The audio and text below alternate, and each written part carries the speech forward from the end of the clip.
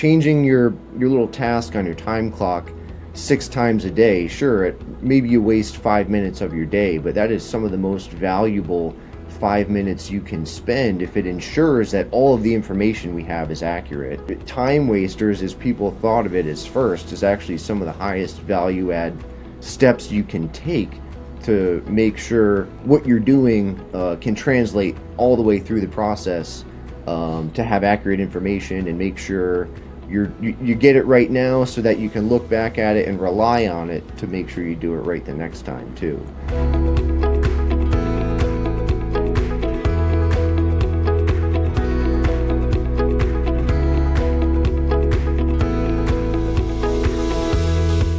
Welcome back, everybody, to another episode of The Pursuit of Purpose. My name is Chris. I'm joined by my lovely wife, Natalie, and we are chatting with Taylor Pickering from DeStefano Brothers Construction. He's the operations manager at DeStefano Brothers, and we'll go ahead and, Taylor, give us, what does that mean? What do you do there?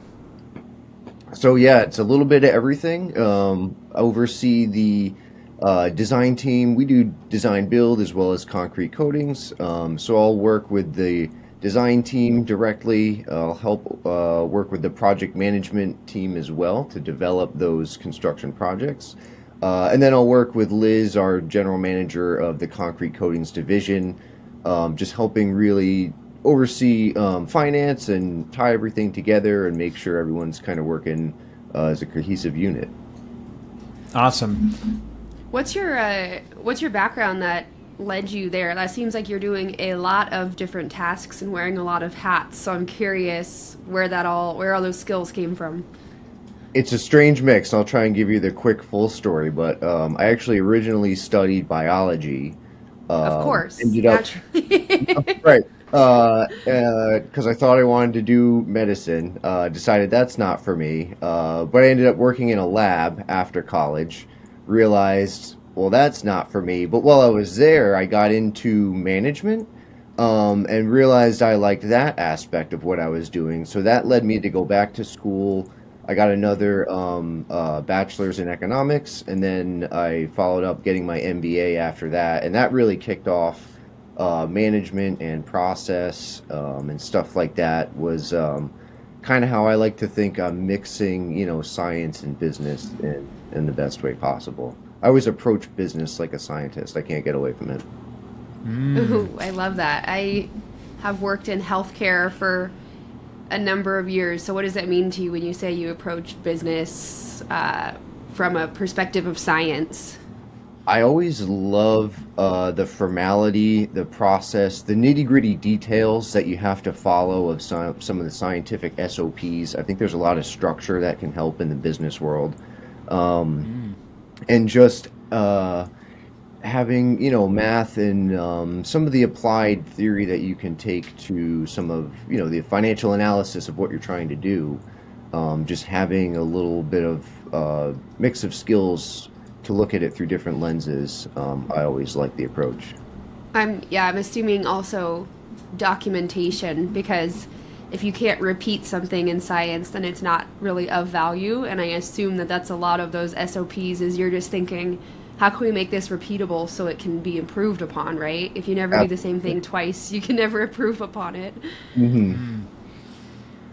I'm curious. So Taylor, you and I met at we crossed paths because I worked at Webfoot, which is part of the Summit Network, but we were both on a panel. Like a month ago now, for the Grand Summit down in San Diego, and we were talking about business processes. Mm-hmm. And I'd love for you to dive into. I think the easiest way for me to kick this topic off would be, what is the impact that Taylor has had on DeStefano Brothers? And I always like to soften this depending upon, this is me talking, so I don't know if you have any of these thoughts, but obviously you've got a great team. I know Liz. I also talked to the marketing guy. I'm spacing on his name. Mark, right? Mark, of course. Yeah, Mark. So Mark and Liz and Pete, obviously.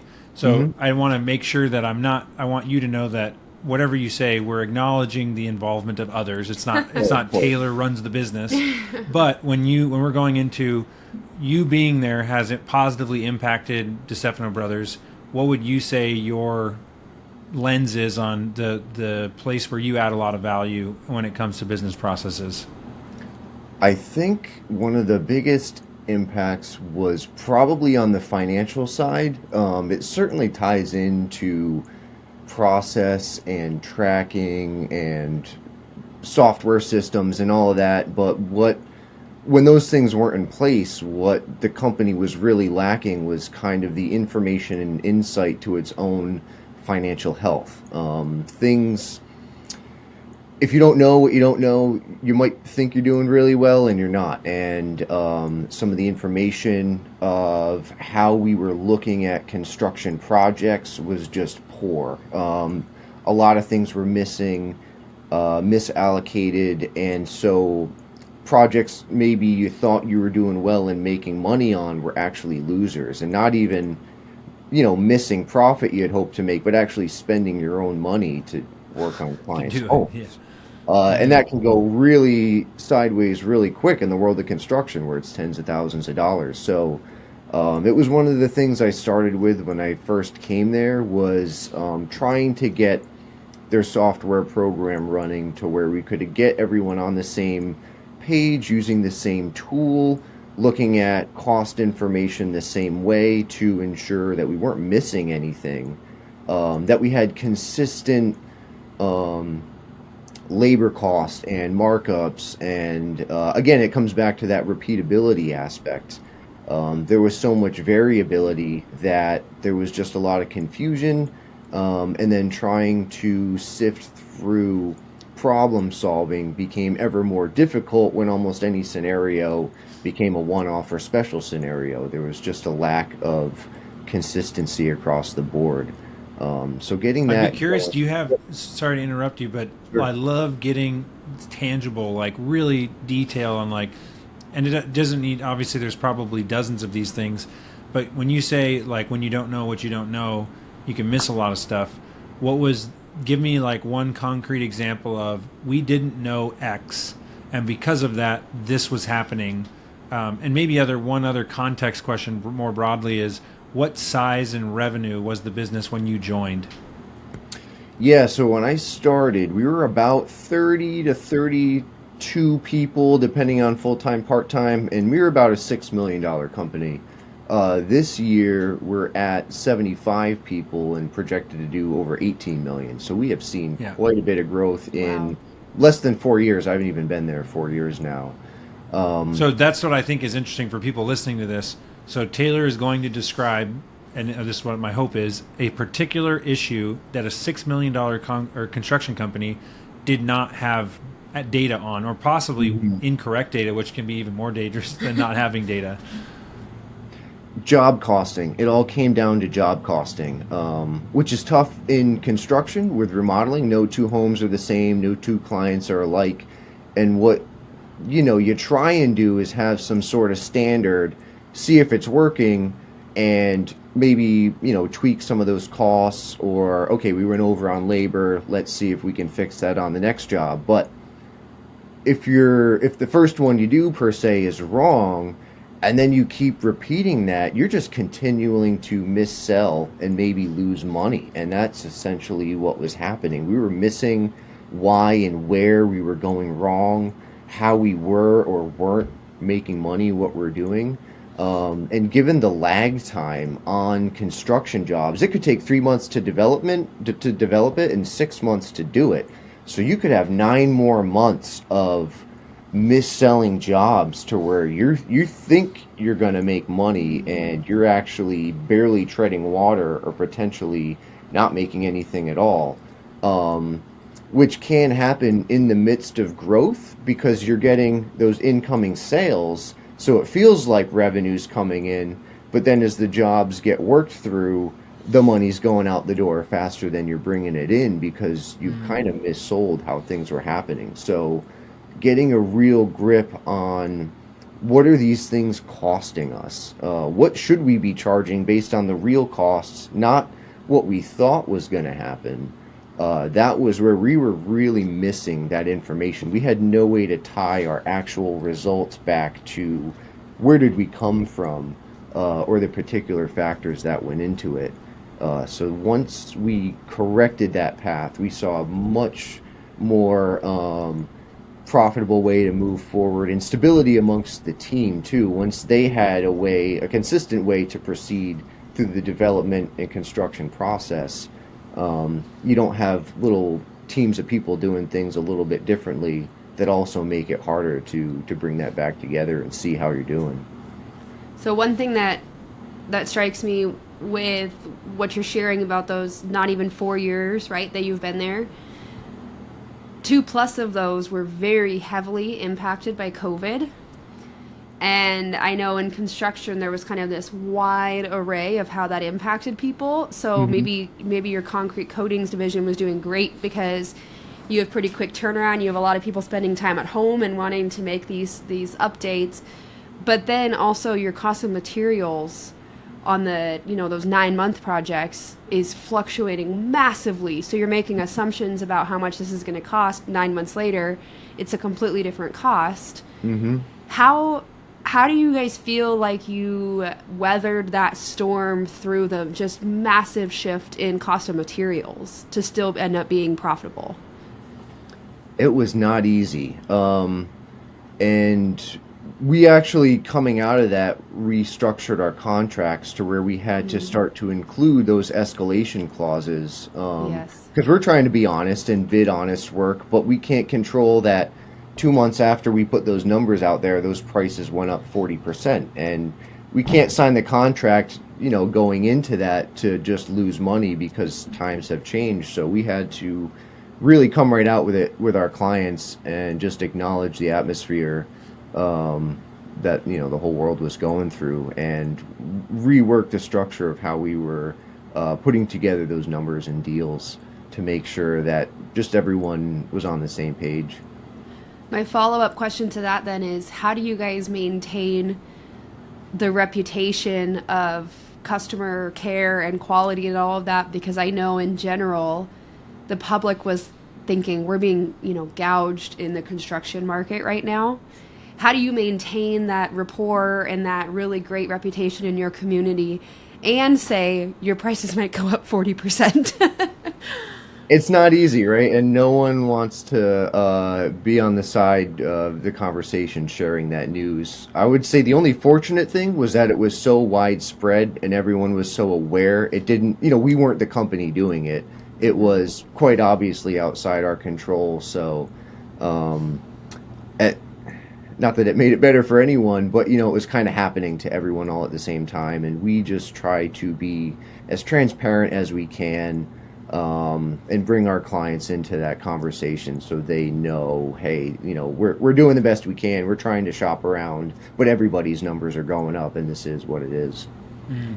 I'm curious, back on that job costing, or the way I see it with stuff that I geek out about and I love helping businesses with is the data, analytics, reporting. And one thing that I see again and again and again is that, first of all, you can run job costing on the data that is in the system, and depending upon the level of process that the business has in place, and then more importantly, the adherence to that process that the employees are doing, that it affects your reliability on those reporting and metrics greatly. So I'm curious, what advice or maybe things that you guys struggled with, maybe you still struggle with, would you give another business when it comes to not only creating the process of this is how we document hours, or you have to upload your receipts to this form or tag it with this number or whatever, but it's especially in construction and service-based businesses, there is a human component of data entry that, say, an e-commerce business doesn't have to worry about, because it's all, everything's digitized from the get-go, and you're tracking all this stuff because it's all being transmitted from computers. But in the construction world, someone has to actually, key in information and manually line stuff up. Yeah, exactly. All of that. It was very tough at first. And it all starts with training. That might sound like the obvious answer, and we could have done this way better. I mean, I say this now knowing that we tried and didn't fail, but absolutely could have done so much better. So much more training, time spent with the field, really talking through the nitty-gritty details of this is the situation, here's how you're going to code your time or these costs. Making sure that the handoffs between the teams, so that the team who estimated the job, hey, here's where I put these numbers. So when you go to buy this material or install this cabinet, whatever it might be, here's the codes that I put the numbers in so that you use it, so you don't budget here, but then put it all in the line right below it. Mismatching things makes it really hard. So you really need to push the communication aspect of it, do a lot of training, try and get the understanding and buy-in. And now our field teams are fantastic. Initially, it took a few months to get the buy-in. No one wanted to pull out their phone on a job site and switch tasks every 20 minutes if they were moving around doing something different. But that really took some time, and it was a culture change to get people to understand there's a lot of value in what you're doing in that minute. Changing your little task on your time clock 6 times a day, sure, maybe you waste 5 minutes of your day, but that is some of the most valuable 5 minutes you can spend if it ensures that all of the information we have is accurate. If this is how we bill clients and I have to substantiate this bill to them, when I pull up that data and it's a bunch of garbage, I'm probably losing, the 75 or $100 an hour, maybe whatever it is that you charge for this service. If you can't back it up, you can't charge it. So these little, time wasters, as people thought of it as first, is actually some of the highest value add steps you can take to make sure what you're doing can translate all the way through the process, to have accurate information and make sure you get it right now, so that you can look back at it and rely on it to make sure you do it right the next time too. But it's a lot of discussion. It was a lot of meetings. It's not easy, but well worth the time to do it. And are you the one directly managing that process then to get that buy-in? At first, absolutely. I was doing all those trainings myself. But as we've grown, I've definitely gotten help. And once we got the, site managers on board and them to understand how their team can go about this, it became a lot easier. So it certainly helps from the top down if you can get any next level managers down to explain it to their team, because they don't want to come into the office for a lecture. They'd rather learn it in the field as they're doing it, and it's hard to get out to every job site to do that. So you kind of need a lot of team members to help you out and really get everybody on board. What tools do you use? Like obviously time tracking is a big one. Just walk through first of all, what time tracking app, and are there any other, he's like, oh, the best app ever. If we didn't have this, we would be nowhere. What are the various things that you feel like are super valuable for people that are in your businesses in your industry to be aware of or look into? You definitely need something. We use CoConstruct, who actually just got bought out by Buildertrend, and we use their time tracking platform because it's integrated with everything else. It's integrated with our estimates, our purchase orders, our bills and invoices, how we share things with clients. So to me, that's the ideal dream for anybody. If you can find a system that does almost everything, because I won't say any system will do everything, but the more aspects you can combine into one place, certainly the easier it is for your team to move forward with, because they only have one place to go. And actually, when I first started, we were in maybe 4 different places. Time tracking was its own app. The estimates was its own app. The finances was its own app. And you're trying to get all these things to talk to each other. And no wonder we had so many problems and poor information. And communicating that all together was a manual process, where now if you can get them in one system, they're kind of, the information flows as it happens. It's nobody's job to do job costing. It just kind of happens as things get paid and purchased, and it really starts to eliminate a lot of those manual steps as well, which is great. So if I could distill that down, it sounds to me like it's not necessarily that you can't use multiple apps or softwares, but you want to minimize how much one given department or role has to engage with 4 or 5 different softwares. Like if you have a really great finance software and your finance team is the one in it, great. But what you don't want is all this crossover between departments having to figure out how to engage with all the different platforms. Absolutely. And there's a lot of different ways I'm sure you can carve it up. What we found too, though, was the more systems you have tends to be more expensive. We actually saved about $8,000 my first year there just by consolidating systems. Because I mean, they're all going to have their minimums, and you end up paying a little more with those costs. So if you can find something that can do it all, I'd absolutely recommend it. So the part of why I was also asking if you were the one overseeing some of that is it's always fascinated me with a lot of the conversations we have with people in construction industries is that you actually have, and they talked about this at the summit event, this rapid shift between the levels of work and the types of tools you're using. And one of the things I remember taking away from the conversations at that conference was you can't just take someone from the field that's really good at what they do in the field and assume that they're really good at overseeing that happening in the field. So you really have to have different types of tools for the different types of work. And that's so there's not necessarily a natural internal hiring process in an industry like you're in. Hmm. Does that ring true to your experience with Oh yeah, I mean we did it supervising? again and again and again. We did it when we knew it was a mistake to kind of promote people into a management role when they're just so good at doing what they do. And sometimes you're in a pinch, and they're looking for growth, and it's hard to find in the meantime maybe the better candidate to fit that need. But it happens in the industry all the time. But you do need those tools in place so that they understand the difference. Because people might want to get into that thinking they know, but until it's put right in front of them, you probably don't have that meeting of the minds to move forward in the right way. So I would assume that's another, as we talk about software and the cool software that's out there, that's another challenge with software is that you have people in administration that are super excited about a given program and its capacity. And then you're like, okay, but these people that are actually doing the production are not at all excited about it, right? And you're trying to align the values with the different types of tools that people are working with, right? So that you're not overburdening somebody with learning new systems.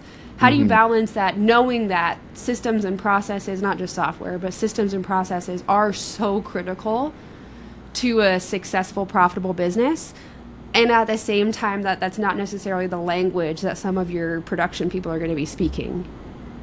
You really have to sell the team on how is this going to make your life easier? Because if it's not, I would wonder, well, I mean, should they really be doing it? And two, well, of course they're going to push back if it's just going to make their day harder, right? That's not what they want. So it's almost, sometimes you end up starting backwards. It's not, here's how to do what I need you to do. It's just, hey, here's how this is going to save you time. I can eliminate XYZ. You may not even start with the process itself. Maybe hit all the pain points that you're currently having, the problems you're trying to solve with this software.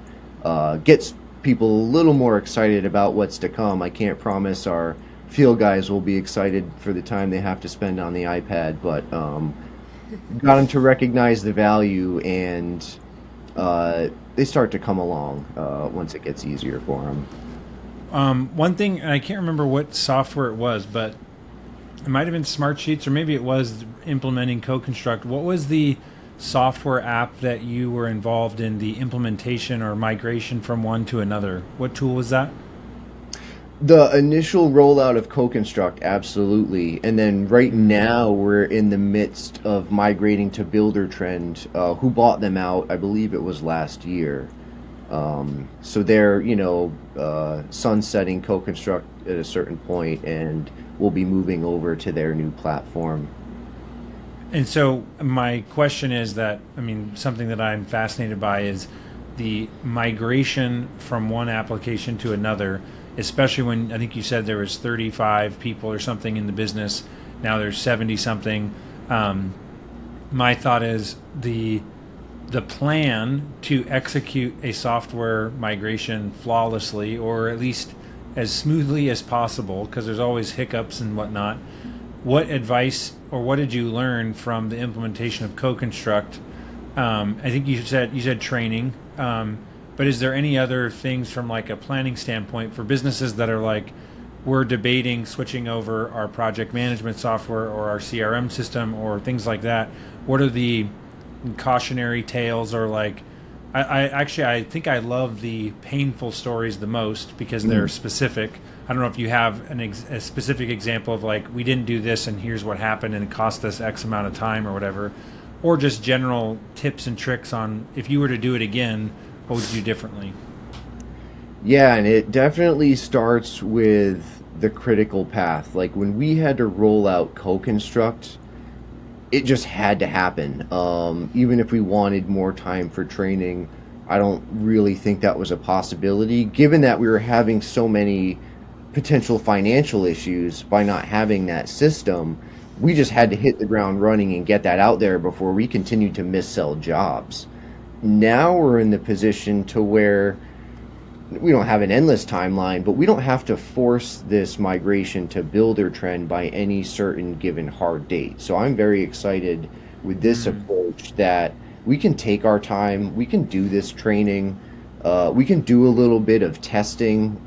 I want to have the approach now to where everyone is so ready for it. They're almost sick of hearing me talking about it and going, where is it already? Whereas in the initial rollout co-construct a few years ago, we just kind of had to jam it out there and get everybody on board, so we could start moving in the right direction. So if you have the time, take the time, and time costs money, and you got to be careful with how you do it. But the more you can smooth out initially, that's a time investment because it's going to stop the team from being confused or frustrated, having errors. Anything like that, it's probably my number one recommendation is just put yourself through the test, beta test it. You're gonna find some kinks and errors. The more you can do that early on, the better off you'll be in the long run. I really And like get that. feedback from your team. Yeah, get Yeah, feedback. that beta testing whenever possible of like, what's the closest or how far can we mimic a real life scenario in the non-live version. Can we have a crew Yeah. use it? Can we, anything like that? I definitely am a fan of, just because there's so much testing that you can do with sample data, but when you put real data and real scenarios in, that's when you start your eyes getting open to like, oh shoot, we forgot about the AWO process. We didn't come up, or whatever. Or like, oh, we didn't realize that this isn't how data doesn't always come in this format. Sometimes crews do it this way, and there's valid reasons behind that and everything. And yeah, I mean, you kind of nailed it. That's really it. You have to slowly start to make that transition of all these dummy tests. That's great, but then it starts to get real and what's really going to happen. And, real world scenarios, not all the information might be there. So you got to be ready for some of those workarounds and scenarios and just try and prepare. So, piggybacking off of that, you said, one of your primary symptoms that you noticed when you came into the business, that it was time to start with a new CRM, a new system, was the financial pain, right, and the lack of data. Were there any other big symptoms or indications that you were at kind of a point of growth where you needed to make a change? Absolutely, and some of that comes with the system we went to doing things automatically. Like with growth where we were, it was a lot of manual entry, and as you grow and grow, so does your manual entry. So for us to have continued down that path, we would have had to add 2 3 admin positions who just punch in data all day long, and that's not the best way to do it. There's human error there, and if you can automate simple stuff like that, as you do it, absolutely. So that was definitely a turning point to where you're going to need positions to do this, or hey, if the software can do this, that streamlines it for everybody anyway. That was a real key to why we also maybe made that step forward in that way. I think this is probably the last question before we move to some wrap-up questions. I don't. A client of ours actually came up with this, but I'm curious if you can relate or have a different way of describing it.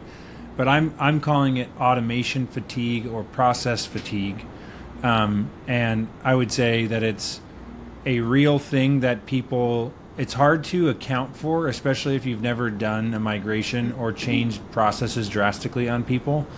But to what extent do you feel like you can change stuff, or how long can things be in flux before employees start pushing back, if that makes sense? Like, you can't, no one likes to come to work every day and have a different way of doing the thing that they learned how to do yesterday or the week before, and like, oh, actually we're going to do this now. Oh, we forgot to add this field, so make sure you do this when you're talking to people on the phone.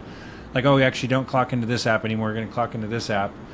And people don't like change, like, tell me what I need to do and then let me learn it and master it and do it. And can you talk about that in the implementation of these softwares that you guys have done, and is there anything to do about that?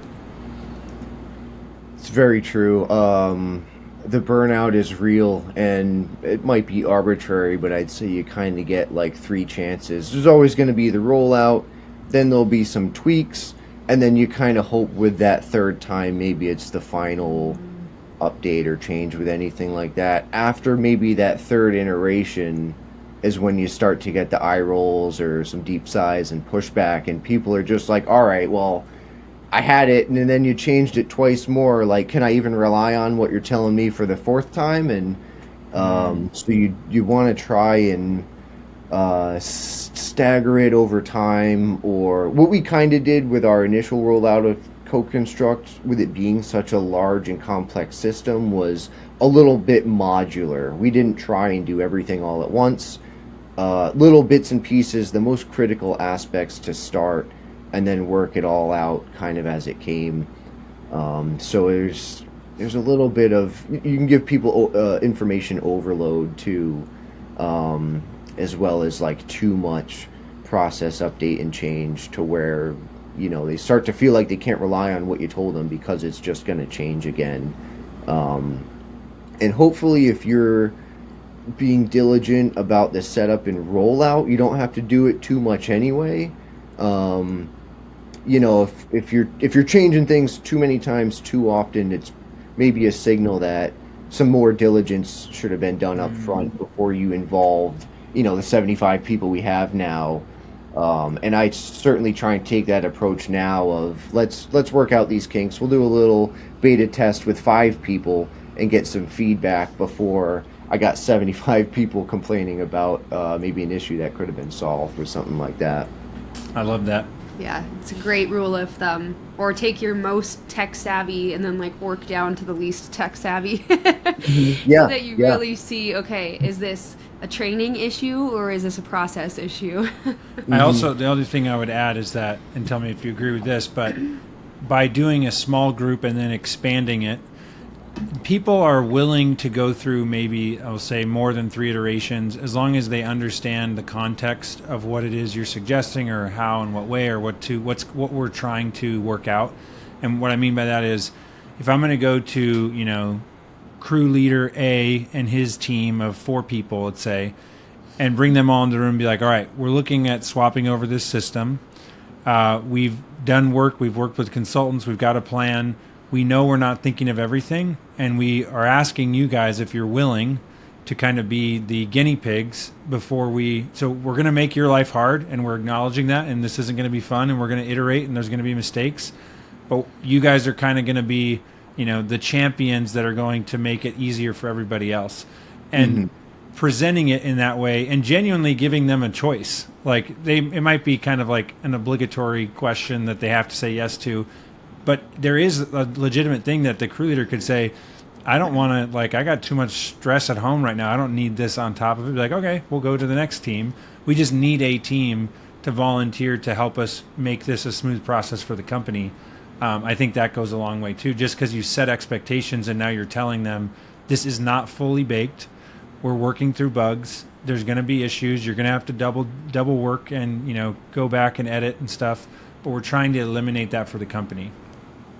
100%. Especially, for their own understanding of where you're coming from. And then you do want to know if they're into it or not. And you'll find the people who do get excited about being that little test group. And that's good for them. You want them to be excited. So you might as well ask around, seek out those people in your company, because they'll probably give you some of the best feedback anyway, because they're trying to be a part of the process, not like, now I have to do this extra thing. Yeah, I'll do it. You're kind of getting a half-baked approach there.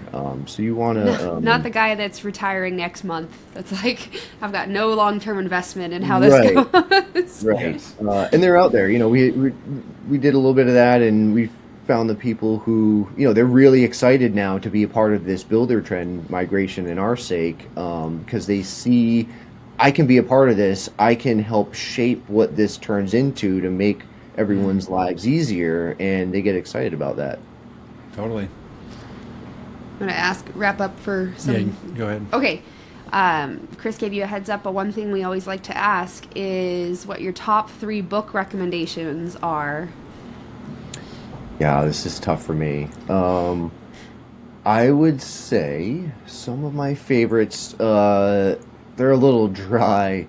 One that I really loved, it's called The Origin of Wealth. It's one of my favorite economics books. It's a very interesting approach to how history has evolved. Another one that I liked, it's called Why Information Grows. That's kind of a short read. It's probably less than 200 pages. The Origin of Wealth, it's a long one. Maybe not everyone's excited for that. Just the economists in the group. Yeah. You said Information Grows is the second one? Why Information Grows. Why, okay.